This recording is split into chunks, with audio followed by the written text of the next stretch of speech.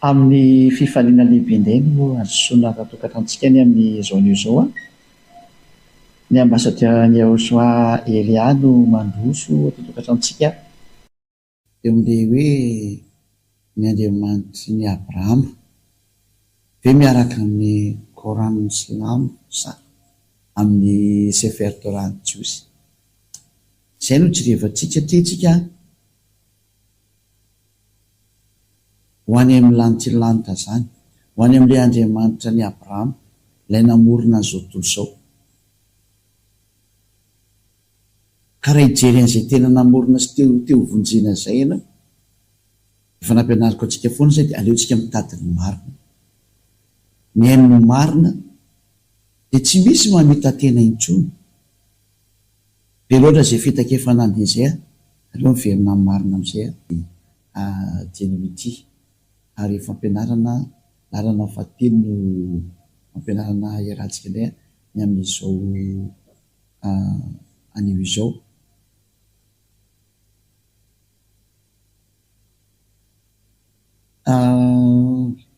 Avy hatranintsika dia hijery ary hoe aiza marina no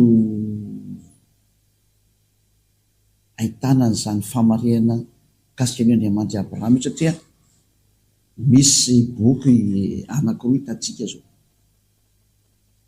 samy miteny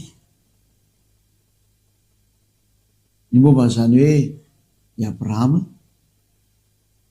Hitantsika ny Sefer Torah Jiosy aloha izay efa tany aloha, ary ny boky ny Korana koa teoriana samy miara miteny zao. Ay zany ny tokony ho arahana zany, ay zany rehefa tena mipetraka, satria samy manana ny fiteniny koa dia samy manana izay lazainy. Mazava ho azy dia tsy maintsy jerevantsika zany, ary izay ny asan'ny Elia zay, izay no nanorahana ny Elia. Ilay efa niseho hatramin'izay dia ny fahamarinan'io dada Iava io mampahafantatra antsika hoe aiza lalana tokony aleha, satria misy teny anankiroa samy milaza Andriamanitra Abrahama. Izay ny antony hoe aiza ilay Andriamanitra Abrahama no tena mandeha zany. Voalohany indrindra aloha zany ahafantarana fa hoe iza ny tena milaza ny marina zany. Aintsika ny tena hijery ny marina dia tsy maintsy mijery foana ny tantara itsika zany, mbola araka ny soratra masina ihany koa sy araka ny zavamisy. Ny zavamisy zany dia mahita tsara mihitsy fa raha ny bokin'ny Jiosy izay mitantarany Abrahama dia efa tany amin'ny taona moins 2000 tany hoany zany nefa nanomboka izy. Izay ilay hoe Sefer Torah. Ka raha ny bokin'ny Jiosy tany amin'ny taona moins 2000 ary izay nampiany Mose taty aoriana tany amin'ny taona moins 1500 tany hoany, dia précision moa zany dia efa ela loatra moa ny dady ka dia sarotra be no précision zany, fa manodidina eo daholo ny fisian'izy. Misy moa moka daty hoe tany amin'ny taona moins 1800 tena nisy ny bokin'ny Abrahama, tany amin'ny taona moins 1300 tany hoany ny bokin'ny Mose. Dia mazava zany efa tany aloha daholo zareo efa samy tany amin'ny andro tranainy. Ka rehefa samy tany amin'ny andro tranainy zany dia tsy misy tsony zany ny tokony teny antsika hoe misy mbola tany alohan'izay. Zareo zany ny tany aloha, zany hoe ny bokin'ny Jiosy izay tranainy zany dia mazava ho azy fa any amin'izay tranainy foana misy ny marina.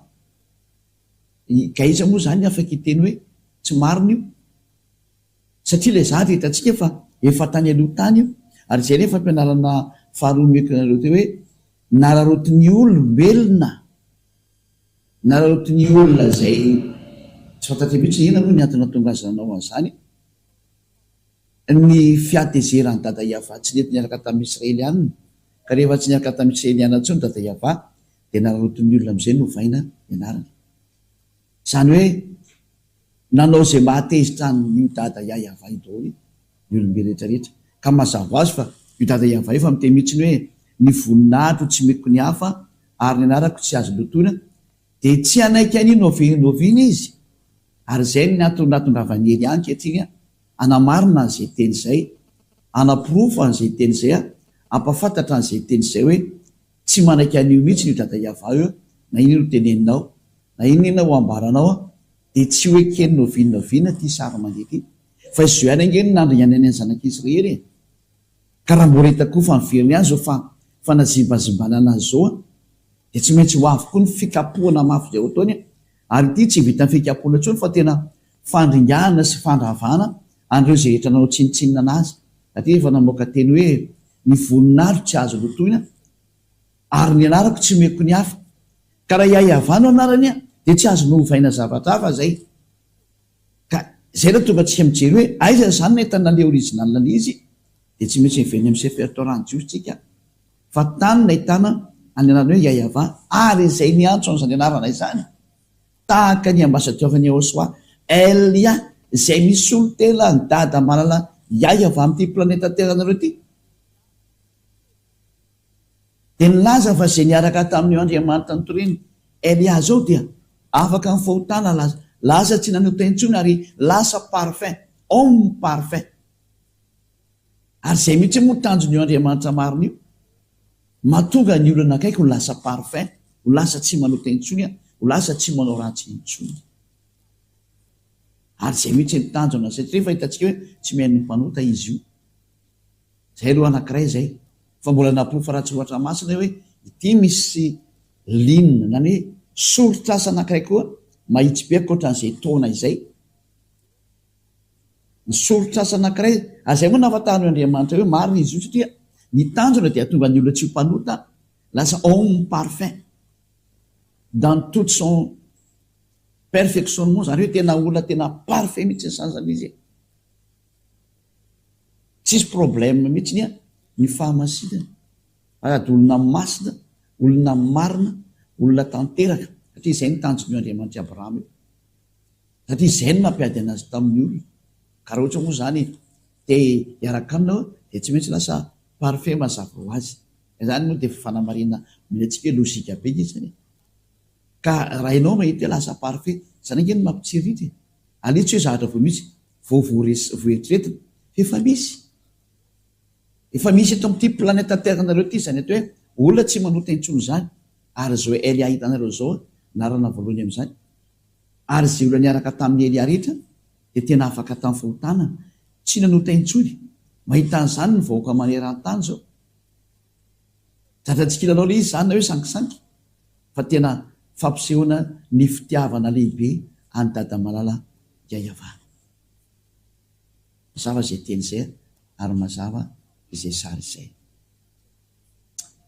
inona no tiana pitaina sy tiana resahana amin'izay aloha fa tsy maintsy jerevantsika kely ny sary ary empahafantarina antsika foana ny tokony atao zany raha jerevantsika indray ny bokyny silamo zany natao hoe Korana izy taty amin'ny taona plus 600 taty arina elabe taty vao nisy ka mazava ho azy zany fa raha taty amin'ny taona plus 600 taty vao nisy araiky be izy dikan'izany ka raha ohatra n'izany misy zahatra voalaza ao kasika an'io Andriamanitra Abrahama io dia mazava ho azy fa na izana ianao dia ary hitentsika hoe ny original foana indrindra moa ny zahatra vitan'io Andriamanitra Abrahama io dia natonga olona parfait tsy manota intsony ary zay miaraka aminy araka ny tenin'io Andriamanitra Abrahama io zay nandefa ny mpamina ny farany araka ny tenin'ny dada Iavana efa hoe mpamina ny Israeliana no enonareo mpamina ny Israeliana no enonareo ozy io dada mbala Iayava io araka ny bokyny Deutéronomie 18:15 Deutéronomie 18:15 izao ny voalaza ao hoe mpamina ny Israeliana no enonareo resatsika dolo to zay tsika vao tena maki tsara ny hoe aiza nakaiza marina ny tena famarinana zany dia vaketsika ny Deutéronomie 18:15 ao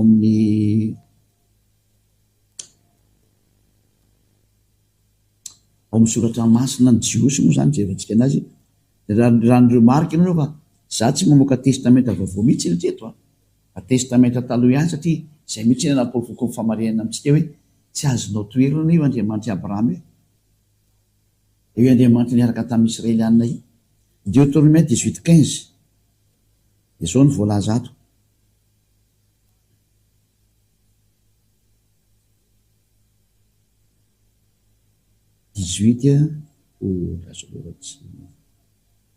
Deutéronomie 18:15 mpamina ny avy eo aminao dia avy amin'ny rahalahinao tahaka ahy no atsangany avandriamanitra ho anao, izy menonareo. Io tsany le hoe ny tenyny dada Iava ao anatin'le sefer torany jiosy zay tany amin'ny taona moins 2000 sy moins 1500 tany hoany, dia nilaza mihitsy ny hoe mpaminany avy eo aminao dia avy amin'ny rahalanao tahaka ahy no atsangany Iava. Iza zany le hoe rahalahinao tahaka ahy? Dia mazava be satria lalàna ny jiosy monko ty, koa lalàna ny jiosy dia natokana ho any zanak'Israely, ka raha ny teny ny soatra masiny hoe dia avy amin'ny rahalanao tahaka ahy zany dia reto jiosy reto na reto israeliana reto no nyresana amin'izany.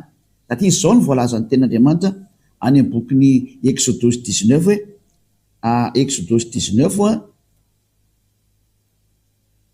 ambarao amin'ny zanak'Israely ity ididy sy lalàna ity. Zany hoe lay teny eo amin'ny bokin'ny Deutéronome 18:15 zany dia ambara ho amin'ny zanak'Israely, ka ilay rahalanao resana zany dia zareo Israelianina ny resana amin'izany, satria zareo no tany anefitra tamin'ny fotoana io, dia izy samy misy tany anefitra zany no ifampitondra, ka ny mitondra an' zareo zany dia reto mpaminany Israelianina reto ihany. Zany hoe samy sampirala ihany no fidian'Andriamanitra ho lasa mpaminany ny ray amin'ny zareo na mety ny roa amin'ny zareo tsy fantatra, dia reny no mitarika anazy. Zay ny lalàna. Exodus 19 3 ka hatramin'ny 5. Exodus 19 3 ka hatramin'ny 5. Ary Mose niakatra ao amin'Andriamanitra dia niantso azy Iava tao tendrombohitra ka nanao hoe izao no lazainao amin'ny taranak'i Jakoba sy ambaranao amin'ny zanak'Israely: ianareo efa nahita izay nataoko tamin'ny Egyptianina sy izay nitondrako anareo tamin'ny ilatriny voromahery ary nampakanesako anareo aty amiko dia 15. Ho ankehitriny raha iain'ny feoko tokoa ianareo ka hitandrina ny fanekeko dia ho rakitra soa mihoatra noho ny firena rehetra ianareo fa ahy ny tany rehetrarehetra. Mazava be zany eto ny teny fa nambara tamin'ny zanak'Israely le izy, zany hoe ilay rahalahy teny tany amin'ny Deutéronome 18:15 zany zay didiny Iava, satria didiny Iava io dia natokana ho an'ny zanak'Israely, ka ilay rahalahy resana zany dia rahalahy Israelianina. Zany hoe le olona voateny eo amin'ny Deutéronome 18:15 zany satria ho didy ho an'ny zanak'Israely dia Israelianina no mitandrina an'io, fa tsy misy mahazo hiditra ny hafa firenena, tsy mahazo ataony hafa firenena mihitsy miteny hoe za io tenenina io na iry io tenenina io, tsy mahazo manao an'izany ianao satria mazava be hoe natokana ho an'ny zanak'Israely ny didy folo sy lalàna Mose. Mazava be mihitsy io, tsy azonao toerina. Noho izany ilay mpaminany enona zany hoy dada Iava dia tsy maintsy mpaminany Israelianina, lalàna sy didiny hoe Iava io zany.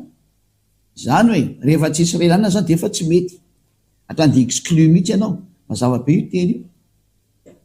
Zay no tonga nanteny taminareo hoe nararotina ny atezeran'ny dada Iava tamin'ny Israelianina, ka rehefa nisaraka tamin'ny Israelianina dada Iava nararotina amin'izay no vaina io anarana io, nahodikodina amin'izay io teny rehetrarehetra io, dia nampalelo be dia be ny olona tratra n'izany sarsany. Tenenako hoe tena ampy izay ho avy ny fandrianana anareo. Zay no mahatonga ny Elia tonga manavitra faraparana, fa zatra tsy tana ntsony, tsy sinazo atao ntsony, manavitra faraparana zao ny atao. Ka dia mbola misy ny fotoana ary olombelona zay mandria fitiavana ho aty. Zay ny antony mamerina ny sainareo hoe mba miverena amin'izay fa ampy izay. Ary tsy mety ntsony dada Iava, tsisy fandeferana intsony, fa na nareo manaraka ny Elia dia tsara indrindra zay. Rehefa tsy naraka moa zanareo dia andraso ny vokany ahy. Fa tahaka izo ihany nanjony zanak'Israely, nanovanovany io anarana io, niantso Andriamanitra tsy izy ary natonga an'io Iava io nisafoaka mihitsy, ary dia zava-doza ny hafarany tamin'ireo Israelianareo, ary tsisy nafantatra azy ntsony dia niforona amin'izay io anarana be dehibe io. Zay no mahatonga ny Elia mampianatra hoe fitiavana ity, famerenana anareo hitodika amin'ilay tena izy ilay naharenareo Iava no anarany. Ary ny tanjona dia ho lasa tsy mpanota intsony fa tena olona parfait. Dia ny mpaminany farany azy, satria tsy resaka mpaminany, dia ny mpaminany farany dia ilay nantsoina tamin'ny anarany hoe Yahoshua. Io no mpaminany Israelianina farany, ary io mpaminany Israelianina farany io no namoaka ny didy hoe lehilahy ray manambady vehivavy ray ary vehivavy ray manambady lehilahy anankiray karaha vao mihoatra an'izay zany nyvadinao dia efa tsy mety. Nanohitra ny teny Andriamanitra Abrahama sady ianao ate zay ny teny ny mpamina ny Israelianina farany. Resatsika daholo zany fa alefako tsikerikely aloha ny teny de todika misetrika any amin'ilay hoe aiza ary ny tena akoatra n'ity teny ity hoe ina moa mazava moa zany jefa noho ny amin'ity teny ity hoe mpamina ny Israelianina de raha vao tsy Israelianina zany le mpamina any efa tsy mety mihitsy izy. Dikainy eo bokin'ny Mose io ka na iza n'iza minao Mose ary maraiky fa Andriamanitra Abrahama de ny Andriamanitra Abrahama ihany ake ny Andriamanitra Mose ka raha niara-ny antso izy mianaka hoe Yahva de tsy azonao toerina zay, tsy azonao toerina mihitsy zay indrindra fa afaka ny fahotana zay niaraka tamin'ny Andriamanitra eo ary lasa homme parfait. De ina moa zany ny anoeram-pomba efa misy ny olona efa afaka amin'ity planeta ty ka inona moa zany ny anoeranao an'izany. Ianao nge zao no mampieritreritra raha ho toerinao zany hatsarana zany ary raha mitena mitady ny zavatra tsara ianao zany ny tsara indrindra mieritrretanao zany. Za moa mamerina ny saina foana hoe matotonga zany Elia zany de tady dio ny tantaran'ny Elia. Nareo koa raha maseko mikaroka an'izay tantaran'ny Elia zay hoe mpanao inona zany Elia zany de masamia mikaroka any fa zany natao hoe mpamerina ny olona hitodika any amin'ny dada Yahva. Zay ny asa de zao ataoko zao ny asako tany aloha any ny averiko am'izao fa maro-pitiavana ary zao tontolo zao mihitsy ny miara-verina ankehitriny izao tontolo zao ny miara-verina hitodika any amin'izany dadamala Yahva zany isan'izany ianao zay. Fa Andriamanitra io tsy mihaino mpanota ary rehefa mpanota ianao efa tsipiny eny amiena ngenao zay. Rehefa mpangalatra ianao na pisoloky na mpiteny ratsy mpiteny vetaveta mpigaka toka sy mpifoka sy gara sy maro samihafa efa any amin'ny elo angenao ny hafarana. Eny zava-misy tsy mety miaraka amin'ny mpanota io Andriamanitra Abrahama io zany ange ka tsisy na hiteny iny ianao na hiteny iny de tsy misy mihitsy zany tsy miexiste zany ary izy tsy azonao forsena hoe forsena tsy maintsy miaraka aminao non tsy azo forsena izy ianao ny forsena hiaraka aminy de manarany zay nytenenina. Aitsika izao mahita hoe nitrana indrindra de ny bokin'ny Jiosy ary tsy afaka tsy manota intsony zay miaraka aminy hita daholo le condition mazava zany fa ny anarana marina de Yahva satria zay ny afaka amin'ny fahotana. Zay koa ny ela indrindra zay ny voalaza soatra masina ny Jiosy ny Sefer Torah ny résultat hita tsy manota intsony lasa parfait. Ina moa zany edivanao am'zany iny izy tsy azo atao mihitsy ny miady am'zany na anohitra an'izany fa ny ataonao mieritrereta tokony hovonjeny ianao de meteza hovonjeny ary mitodika amin'ny olombela rehetra mihitsy ny Elia hoe meteza hovonjena indray araka amin'ny Elia am'izay ho any amin'ny lanitra lanitra ho any amin'ny dadamala Yahva. Faharoa diteny io dada Yahva io hoe tamin'ny Abrahama hoe amin'ny taranakao no hitahiko ny firenena rehetra.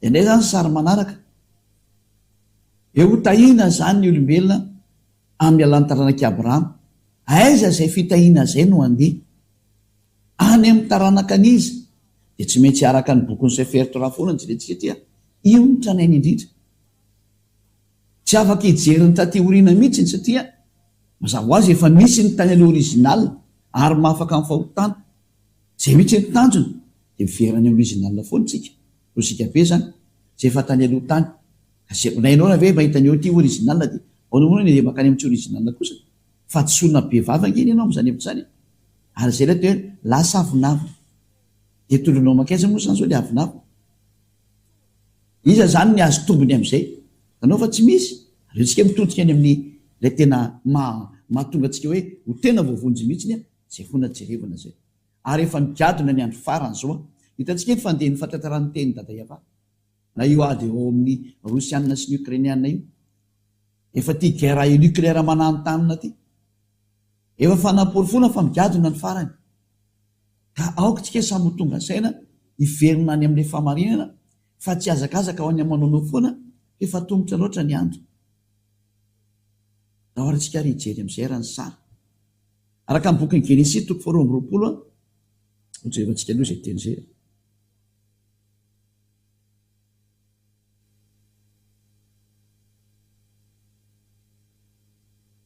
Genesis jevantsika kely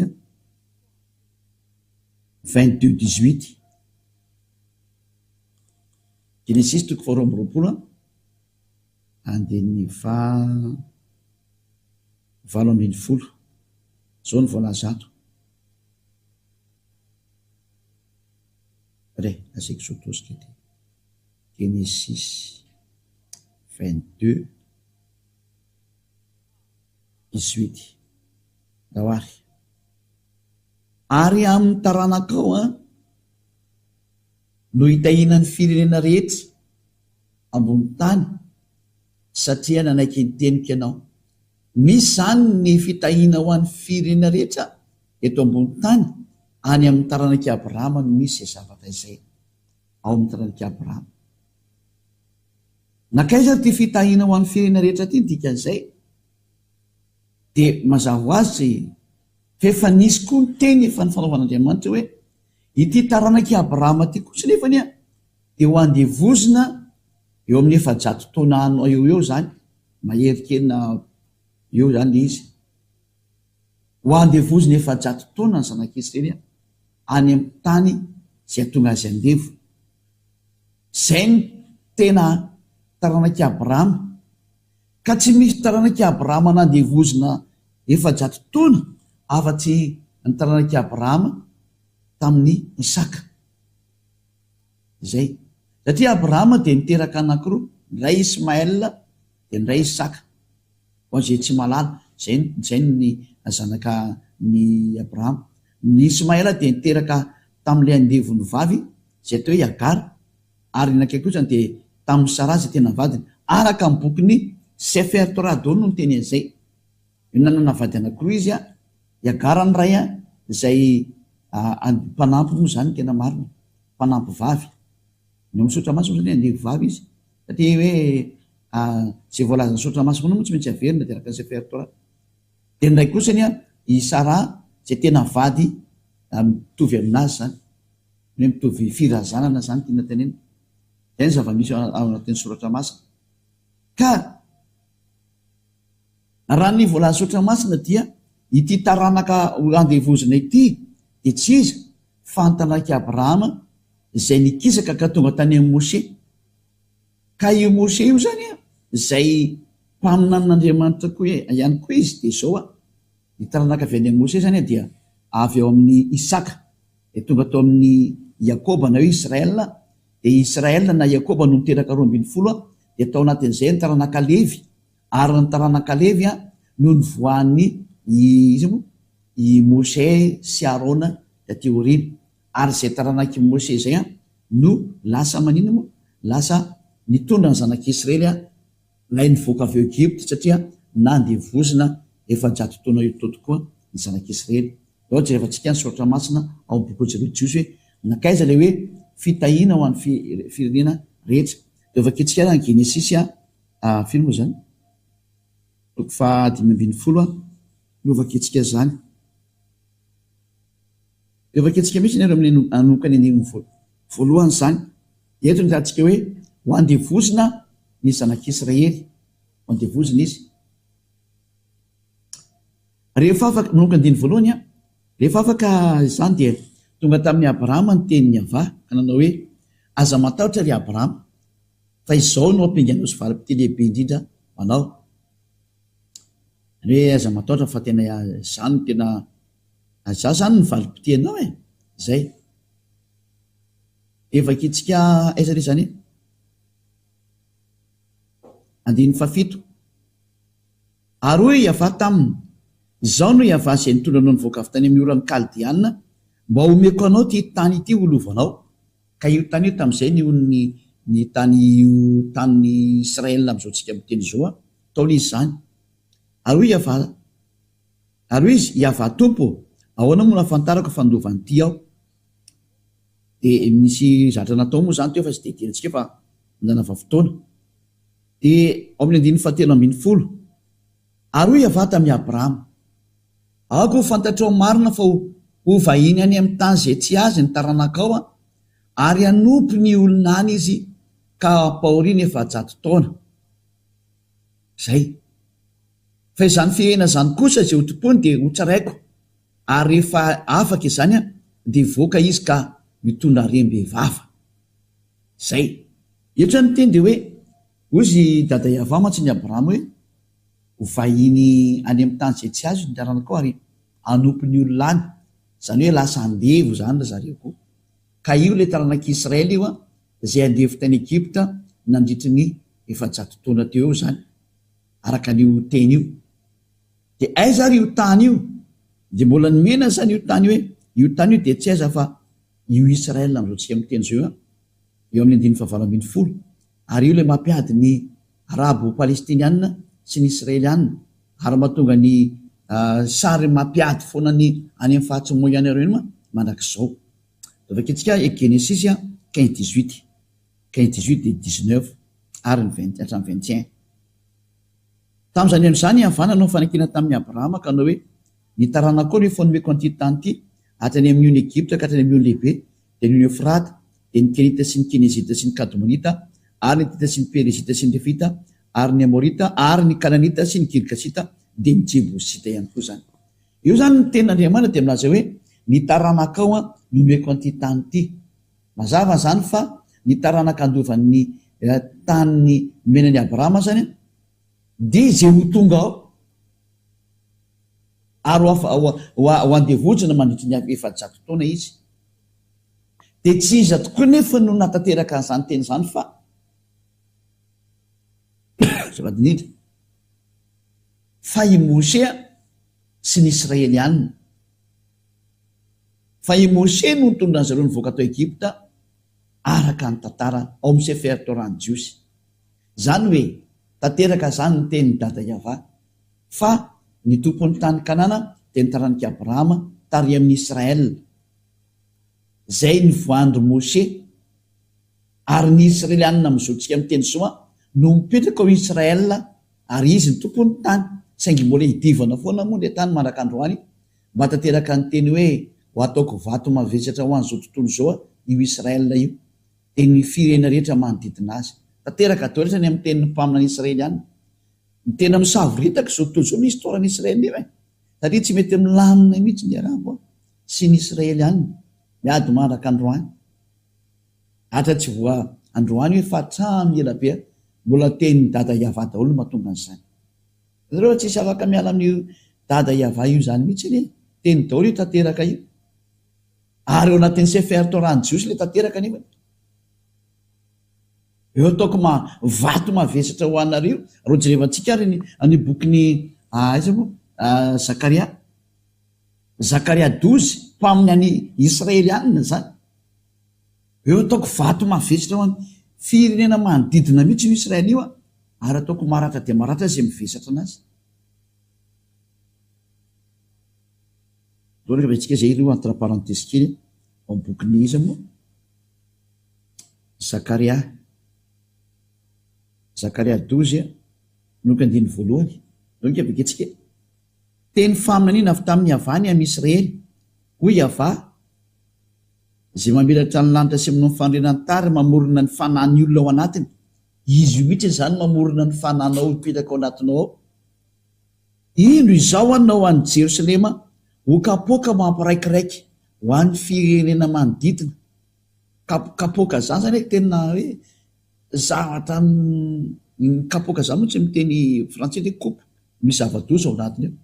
Mampiraikiraiky zany hoe tahaka ny olona mamy mihitsy ny tratrany dika zay, miraikiraiky mihitsy. Ary Joda koa dia hiaran'izany anaovana fahirano azy dia farana ny Jerosalema zany, zany hoe vodaholy ny Israelianina rehetra hatrany amin'ny Joda zany. 17. Ary amin'izany andro zany dia Jerosalema ho ataoko vato mavesatra ho an'ny firenena rehetra, ka ratra dia ratra izay mivesatra azy ary ho tafangony amely azy ny firenena rehetra amin'ny tany. Zava-doza ty ho an'ny Israelianina. Raha ny teny dada Iava tena tsy misangy amin'ny Israelina mihitsy izy, loza mihitsy ny anjony ndraiky Israelianina rehetra. Izay no natongavany Elia hamerina ny fisainany hoe mba amin'ny firenena ry Israelianina. satria izy efa tsy mahafantatra ny eo Andriamanitra ny intsony. Zao raha moa ny anaran'ny Andriamanitra no vavain'ny olona dia tsy taitra izy. Tsy maintsy voateny maniraka idada Iava izay avy any amin'ny lanitra lanty hiteny aminareo hoe miverena nareo ry olombelona rehetra, saingy efa nataon'ny olombelona rehetra amin'izay moa niverina fa tsy ny Israely rehetra intsony zany. Ianao izay mahita io anatin'izany hoe verena ianao. Dia hitantsika amin'izay zao ny problème ny Israeliana amin'izao miteny zao io. Sy ny fiherena manodidina ny Israel lasa miteraka problème manderana ny Moyen-Orient ny sary. Tena lasa olana mihitsy zao io Israel io, lasa vato manahirana, lasa miteraka problème amin'izao tontolo zao izay mbola ho resantsika moa ny aoriana fa aleo nde ny fampianarana mikasika any amin'ity sary ity fa ny tiako apetraka amintsika hoe tsy misy afaka miala amin'io Andriamanitra Abraham io satria miatra foana ny teniny. Ary ny anarana zao ampianarako antsika zao hoe Iava no anarana. Zay ny anarana mara. Ary zay dia mahafaka amin'ny fahotana. Mazava ho azy zay. Dia ndao reo jevantsika le teny hoe i Mosè nanao an'io zavatra io. I Mosè no nitondra zareo ny ala avy tany Egypta araka ny soratra masina zany.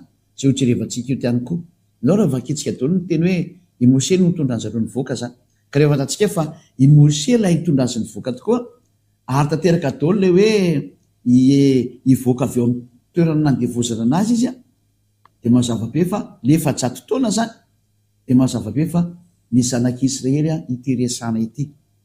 Ka le zanak'Israely zany rehefa nresana dia miaraka amin'ny zanak'Israely zany io Andriamanitra hoe ny taranakao no hitahiko an'ity izao tontolo izao ity amin'ny taranaka anao.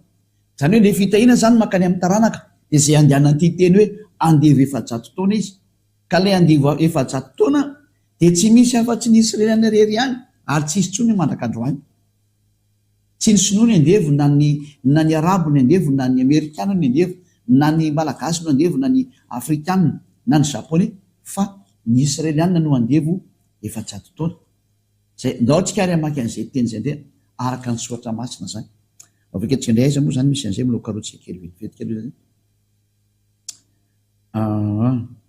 Exodus indray no vakitsika. Exodus toko 4 andininy 7:20 ka hatramin'ny 7:20. Exodus 4 aiza moa zany. Exodus 4 19 ka hatramin'ny 23. Hojerevantsika eto indray zany le hoe iza marina lay andevo tany Egypta ary niditra tsehatra amin'izay Mosè namokany zareo araka amin'ny baiko ny Iava. Exodus 4 19 ka hatramin'ny 23. Ary hoy Iava tamin'ny Mosè tany Midiana, mandehana ary ianao miverina any Egypta satria izy efa tsy any Egypta amin'io fotoana io fa le izy le nitsoaka nandositra namono Egyptiana dia niala tao izy dia nitsoaka tany Midi zany, tany Mediana, hoe Midiana zany. Mandehanao miverina Egypta fa efa maty daholo ny olona rehetra izay mitady ny ainao satria izy le nenjen'ireo Egyptiana reo. Dia nalain'ny Mosè ary ny vadiny sy ny zanalahy ka nampitaingen'ny borika dia niverina ho any amin'ny tany Egypta izy ary nentin'ny Mosè teny an-tanany ilay tenin'Andriamanitra, ilay teny nisy tena teny an-tanany teny zany dia nampanaovan'Andriamanitra fagaganana azy. Zay. Eo amin'ny andininy 20. Ary hoe Iava tamin'ny Mosè, raha mandeha miverina ho any Egypta ary ianao, indrio ireo fahagagana rehetra ireo izay nataoko teo an-tananao dia ataovy eo anatrehan'ny Farao. Fa izao andeha namafy ny fony ka tsy andefan'ny olona mihitsy izy. Ka lazao amin'ny Farao hoe izao ny lazainy Iava, zanako lahy matoa Israely. Koa efa nolazaiko taminao hoe alefa soarany zanako mba hanompo ahy, fa efa nandatsy alefa azy ianao, ko ino zao hamono ny zanako lahy matoa. Zay. Eto zany le teny dia hoe i Mosè mihitsy zany voahiraka hamoaka ny zanak'Israely hiala avy Egypta. Io zany izy fa zareo marina le andevo. Zareo le andevo efa-jato taona. Noho izany zany ny taranaka mitondra n'ity fitahian'Andriamanitra ity araka amin'ny bokin'ny Sefer Torah Jios izay original dia ny taranak'i Abrahama tary amin'ny misy an'i Mosè. ka raha vao manaiky amin'ny Mose anao dia tsy maintsy manaiky an'izany, tsy azo lavina, fa raha zany dia lavinao Mose. Nefa Mose sy Abrahama ny ara-nyantso Andriamanitra anankiray iahavanina tso dia tsy azonao lavina io zany, fa raha vao mandany Mose anao dia mandany Abrahama, ary tsisy mahasahy mandany Abrahama moa mazava ho azy. Ka jerevantsika indray ny tony mbola misy tony mantsy io teny dore jerevantsika indray izay ny tony manaraka. Araka ny bokin'ny Exodosy toko 5 andiny voalohany sy ny faharoa. Exodosy toko 5 andiny voalohany sy ny faharoa. Ao ary vakitsika ary. Ary rehefa afaka izany Mose sy Arona dia nakao amin'ny Farao ka niteny taminy hoe izao no lazainy avahandriamanitry ny Israely, alefaso ny oloko mba hanao any firavoravona ho ahy any anefitra. Zay zany hoe Mose zany nitondra azy ho any anefitra amin'izay. Io Farao hoe iza moa iavahano ekeko teny andefasako ny Israely, tsy fantatra izay iavah ka tsy alefako ny Israely. Zay izy zay. Eo izy rahalahy taminy, Andriamanitry ny Hebreo efa nihaona taminay, kotra rantitra ianao, aoka andeha lalaka terony anefitra izay hamono zahatra atao fanatitra ho any avahandriamanitra ay, fandao izy hamelany amin'ny ety mandingana na amin'ny sabatra. Ary hoy ny mpanjakany Egypta taminy, nahoana ianareo ry Mose sy Arona no mametraka ny olona amin'ny asany, manaketraka ny olona amin'ny asany, mandehana nareo any amin'ny fanomponareo mafy. Zay eo amin'ny tony hoe io rehefa maro ankehitriny ny olona eto amin'ity tany ity, ka ianareo mampitsahatra azy amin'ny fanompoana mafy, amin'ny fanompoana mafy. Zany hoe tsy nanaiky mihitsy zany Mose. Dia eo amin'izay efa raikitra amin'izay le ady tao dia nisy amin'izay ny fifandohana fampisehoana hery fampisehoana fahefana, tena ny fandohana amin'izay mihitsy zany ny hery tao amin'ny Mose, ny fandohana tamin'ny hery tao amin'ny Farao, fa tsy naharaka ny tao amin'ny Mose no vinavina satria koa ary ny Andriamanitra nanary an'izao tontolo izao namorona ny tany sy ny lanitra ary ny lanitra ny ambony any, ataonao ahoana ny ady amin'io? Ary zany zao Andriamanitra maniraka ny Elia zao, io iavah io ihany, io ilay niresaka tamin'ny Abrahama io niresaka tamin'ny Mose io no maniraka ny Elia, mahatonga ny olona afaka amin'ny fahotana ary tsy manota intsony, lasa parfait zay miaraka amin'ny Elia. Satria Andriamanitra Abrahama io miaraka aminazy io ilay tsy tia fahotana, io ilay mitazona teny io, ary tena mitazona teny io tsy azo sangina Andriamanitra Abrahama io. Mazava-be zany. Zay ny antony hoe tonga ny famonjena ho antsika mahay zamiana amin'izay, fa migadona ny farany, tsy mia manavoteny, avotiny tena anao. Aza manaiky nizaniza tsony fa jereo marina, fa nitanjona raha vao tsy tanteraka ianao tsy mahazo maka ny lanitra io. Satria Andriamanitra Abrahama io dia Andriamanitra masina io, ary izy ny tompo-trano any. Ka rehefa masina izy ataonao ahoana izay mpanotana ho any, ka rehefa mpanotanao aza manantena maka an'izany fa zatra ny fitahany ianao. Andriamanitra masina be izy. Ka raha ianao zany araka aminy dia tsy maintsy miala amin'ny fahotana. Mbola tsisy nafaka tamin'ny fahotana zany nizaniza. Tsy nisy Andriamanitra nafaka fahotana tamin'ity planeta Terranareo ity, fa izy irery ihany no mafaka. Tonga izy ankehitriny naniraka ny mpanompony Elia, maiza miveriny-tsika aza. Zay ny teny kasika ny amin'ny jerevantsika amin'izany le hoe tanteraka ve teny io sa tsy tanteraka? Valiny tanteraka. Jerevantsika amin'ny Exodosy 12 indray. Hoe tanteraka ve fa tena andevy ny zanak'Israely? Tanteraka ve fa tena hoe ary nitondra rem-behivava izy satria izay daholo ny teny io Andriamanitra io. Dia vaketsika ny bokin'ny Exodosy toko 12 vaketsika indray. Exodosy 12 aiza ngamba misy an'iny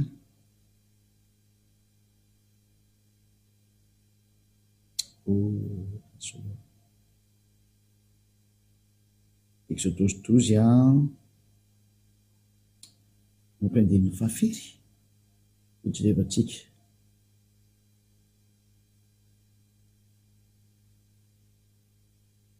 Andininy fahatelopolo vaketsika Exodosy 12 manomboka amin'ny 30. Ary ny foram-bola alina ary Farao dia izy sy ny mpanompony rehetra araky ny Egyptianina rehetra, fa nisy fidradradradrana mafy tany Egypta satria tsy nisy trano izay tsy nahafatesana, araka ny teny dada Eva hoe vonoko ny lahamatoany. Zay rehefa mantano izy dada Eva vonoko ny lahamatoany, fa izy tsy amelanareo andeha fa vonoko ny lahamatoany, maty daholo ny lahamatoto ao tanàna. Dia nampaka ny Mose sy Arona ary izy. Andiny faraka amin'ny telopolo indray izay zany. Raha mbola alina ka nanao hoe mitsangana dia mialahy eto amin'ny vahoakako ianareo sy ny zanak'Israely ary mandehanaka manompoana zany ava araka nolazainareo zany. Andiny faharoa amby telopolo zany zay teno zay. Ary ny ondry amanosinareo ary ny ondry amanosinareo sy ny ombinareo dia entoka arak'izay efa nolazainareo dia mandehana ary mba tsofo rany ao. Dia nandondona ny olona ary ny Egyptianina ka nampandeha azy faingana hiala amin'ny tany satria hoy izy hoe maty avokoa zay rehetrarehetra. Dia andiny fefatra amby telopolo. Dia nenty ny olona ary ny kobany sy ny voalena raha tsy mbola voaisy masiratsira sy ny vilian'ny fanaova-mofo voafety tao amin'ny lambany teny an-tsolona. Ary ny zanak'Israely nanao araka ny teny Mose ka nangataka firavaka volafotsy sy firavaka volamena ary fitafiana tamin'ny Egyptianina. Ary nataony havana hitafity teo masony Egyptianina ary ny olona ka nomen'ireo azy ary zay nangatany ka dia nifoanany ny Egyptianina. Lasa nanankarena zany ilay Israeliana satria nalainy zareo daholo ny fananany nangatahany. Mba meo an'izao zay dia nomeny nanome retsiko matahotrako dia nanome tena nifoanany Israeliana ny Egyptianina. Lasa tsisy toam-pilatana zany hoe lasa nanankarena izy araka ilay teny dada Iavavy hoe ataoko mivoaka izy mitondra harembe vava. Io izy io zay. Andiny fafito amby telopolo. Dia niainga tao Ramesesara ny zanak'Israely nakany ny Sokota. Dia lehilahy mahalilalana tokony ho enina hetsy avy afa-tsy zaza amam-behivavy. Ary nisy olona maro samihafa koa niakara taminy hafa firenena. Ary ondra manosy sy omby dia efa nanana be indrindra. Fa ireo tsy nanao kontra tamindreo satria ilay kontra natokana ho an'ny zanak'Israely dia ny didy sy mitsipika natokana ho an'ny zanak'Israely. Dia nanendy mofo sy tsy nisy masiratsira tamin'ny koba voalena izay nentiny avy tany Egypta izy, fa tsy mbola voaisy masiratsira izany satria noroahina tany Egypta izy ka tsy nahazo mijanona sady tsy nafevatso azy. Ary ny andro nitoerany zanak'Israely tany Egypta dia 300 taona. Io ilay 400 taona approximativement moa hoe 400 date approximative fa ny date réel zany 430 année teo ny fahateteran'ny teny dada Iavavy. Dia ary rehefa tapitra ny 300 taona dia tamin'izany andro zany indrindra noho ny voan'ny tokony rehetra izay any ava tamin'ny tany Egypta. Zay mazava zany fa ny sary eto dia mipetraka mihitsy ny hoe tena ny zanak'Israely ilay andevy tany Egypta ary Mose no nitondra azy. Ary ny mpaminany nasena nitondra azy dia mpaminany Israelianina. Raha vao tsy Israelianina zany io mpaminany io dia mitsipaka ny tenin'ny dada Iavavy ilay manala ny fahotana ary ilay hita tao anatin'ny bokin'ny Sefer Torah Jiosy izay tranainy indrindra satria ny hita tao dia ny anarana hoe Iavavy ary izay miaraka aminy dia tsy manota intsony ary parfait tahaka ny Eliazy miresaka aminareo izay ny rany io Iavavy mihitsy. Azavy hoe zany teninareo zao fahatsarana zao mamerina endo amin'izay araka aminy miazaka zay araka aminy amin'izay fa miverina izy io ary miverina tsy azo sangy fa miverina tena andrava sy androdana sy anapotika ny Andriamanitra tsy izy rehetrarehetra. Efa ampy izay fampitahana zay be loatra le izy be loatra ny olona efa lasany amin'ny fahaverezana mandrakizay any amin'ny faremy rehetra avy sy ny solofary fotoana ny famonjena zao zay ny aton'izao fanaporofona zao. Aza manaiky tsony zavatra fafa satria tena manome ny fanaporofona rehetra mihitsy zao hoe ria porofona taminareo. Inona zany ny boky marina ahitana an'io Andriamanitra Abrahama io dia ny Sefer Torah Jiosy. Ankoatran'izay zany tsisy miteny zavatra tena mitombona tokoa ary tena tsy marina mihitsy satria maninona zao ny tsy mamarina anazy satria tsy hitao mihitsy ny fepetra ny teneko taminao hoe ilay taranaka nandevozina 300 taona ny Israelianina. Ny mpamina ny tenena tsy maintsy Israelianina satria izay ny teny io Iavavy io. Ary ilay taranaka andovan'ny tany Kanana dia mbola Israelianina. Hitantsika mipetraka ao Israel zareo manakandroany. Mazava zany fa tena tsy azo toerina mihitsy io teny io. Fa ny Andriamanitra ny Abrahama izay marina zany Iavavy no anarany. Ary ny entana famarinana dia ny bokin'ny Israelianina ny marina ny Sefer Torah Jiosy. Ary tonga Elia merina hoe io amin'izay arahana. Saingy mba palelo zareo tompony ary moa tsy ndarana azy. Entina zavatozy. zareo israelianina zay tompony zao famarina zao mihitsy no manitsakitsaka n'io teny io iayava io, ary zay moa no nandroanany zareo, ary mandrakarana izy dia tsy manana herintsony hitazona ny herin'io teny io, fa nilozan'Andriamanitra izy, ary zany nandrananely hamerina amin'ny olona rehetra hoe tsy maty akory n'io Andriamanitra ny Abrahama iayava io, ary tsy mety maty io, ary ny teniny koa tsy mety maty, fa tonga ny fotoana ankehitriny hamerenana n'izao tontolo zao hiverina amin'io Andriamanitra Abrahama io iayavana anarany, ary zay fitanareo hitapoky te-pirenena ny famarinana afaka mifahotana zay miaraka aminy alasa parfait. Ary isan'izany zao ny tenin'ny mpaminana ny farany israeliana zay fatidrindra, ny tenin'ny mpaminana israeliana zay farandrindra hoe Yahoshua zay mbola atoro antsika ny koa hoe lehilahy ray manambady vehivavy ray, efa tsy parfait anao raha vao lehilahy anankiray manambady olona telo na efatra na dimy na folo, raha vao mihoatra indray dia efa tsy mety. Voatran'izany tokoa na namoran'io Andriamanitra ny olombelona araka mibokatra any amin'ny Genesisy na ny Beresita ny Jiosy hoe lehilahy ray ho an'ny vehivavy ray, ary vehivavy ray ho an'ny lehilahy ray, raha zany dia efa tsy tanteraka ianao, vous n'êtes pas parfait. Ka izany teny rehetra zany no ampitaina amintsika ny amin'ny fahamasina sy ny fahamarina. Raisina tokoa nge raha hoe tena manana miaraka amin'izany Andriamanitra Abrahama zany, tsy mety mampijaly io nge io e. Raintsika ohatra fotsiny any hoe na ianao manambady vehivavy be dia be io, dia ianao tsy eritreritra fa tsy alahelo ny anankiray amin'ireo, efa mitondra alahelo izy dia efa tsy mety nge zany. Zay ny tonga an'Andriamanitra hoe lehilahy ray ho an'ny vehivavy ray, ary ny fifankatiavana dia tokony hitovy. Zany io Andriamanitra Abrahama io tsy mety miangatra mihitsy io. Tsy hoe ianao ihany mieritreritra momba ny teninao fa tsy mieritreritra ny hafanao. Zany ilay Andriamanitra Abrahama. Ohatra zao zany ny fitsangatsanganao, tsy menatra mihitsy ianao dia mitsangatsanga fotsiny zao, satria fitsangatsangana anie zany sary hoe tsy vadinao nefa mivadinao e, zany zao fa fitsangatsangana zany. Eo zao dia maniry ohatran'ny anana zany, zava-toza amina tambo mihitsy iny. Anisan'izany zao hoe tsy mahaparfait anao daholo ny sary ohatran'izany, ianao miteny ratsy, ianao misoloky olona io, na ianao misoloky olona io nge fa ratsy, mandainga mamitaka, zany efa tsy mahaparfait anao zany. Fa ny olona miaraka amin'ny tsy mahay manao an'izany tsony, tena parfait izy. Ary zay ny aton'izao fanambarana zao. Ary mahatonareo avotana ne lasa olona parfait, ka iza moa ny olona tsy tia an'izany, fa izany miaraka amin'ny Elia asa parfait anao. Tsy voatoriana hoe ampianarina, efa misy angely izy, tsy hoe zatra vao atoro anao fa za rehefa iainan'ny olona zany ho an'izay efa miaraka amin'ny Elia rehetra rehetra. Mahafinaritra zany sary zany, ary zany ny tao manantsika rehetra zany. Vita zany zay jerevatselema manaraka indray hoe ho toizantsika ihany fa inareo foana ny toy hoe inona indray mbola fampianarana mikasika an'izay mbola tsy jerevantsika, ho fanaporofona hoe miverena amin'izay amin'ilay Andriamanitra tena marina, ny Andriamanitra ny Abrahama iayavano anaraka. Ary arao ny tenin'ny mpaminana Israelianina, fa raha vao zany dia tsy ao anatin'ny linina ny marina mihitsy hoe vous n'êtes pas dans la ligne de la vérité, tsy ao mihitsy, tena hors sujet mihitsy ianao. Ka zay ny asan'ny Elia mamerina anao ao mba ho voavonjy daholo ny olombelona rehetra, satria efa any ny mpandringana, efa manao ny asany ny mpandringana, efa mandrava reo. Zay ny antony hamonjena ainganana rehetra rehetra io, satria tsy azonareo toerina io zavatra io, efa any izy any. Niany ny Elia amin'ny teny fotsiny reo nefa ny azy efa atao, ka samy mieritreritra atsika fa tena fanavotana zao.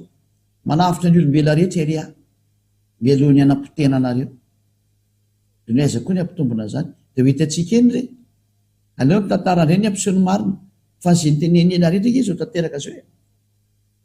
Anareo kely ny historan'ny Rosianina sy ny Ukrainianina io, dia arao kely hatramin'ny farany, efa nampianariko anareo fa ho maty ny Deutéranareo teo ambony tany. Dia ho hitantsika eo ny toy ny fanambarako teto daholo zany, fa zay aloha ny amin'ny androany mazava zany ny teny fa rehefa tianao zany ny teny araka amin'ny Andriamanitra Abrahama ilay teny hoe Andriamanitra Abrahama ilay tena marina, dia ny anarany dia iayava, ary any amin'ny bokin'ny Sefer Torah no ahitanao anazy, iny ny trana indrindra, ary izay miaraka aminy dia tsy tia manao ratsy intsony ary tena lasa parfait.